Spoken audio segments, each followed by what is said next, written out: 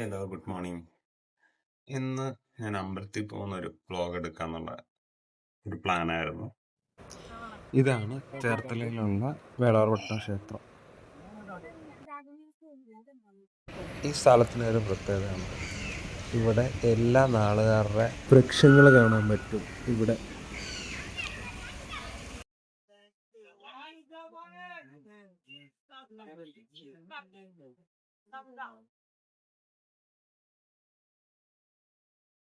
കരിങ്ങാലിയാണ് എൻ്റെ നാളുകാർക്കുള്ള വൃക്ഷം.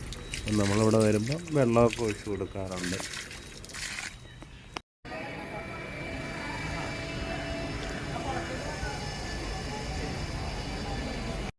ശിവനാണ് ഇവിടുത്തെ പ്രധാന പ്രതിഷ്ഠ.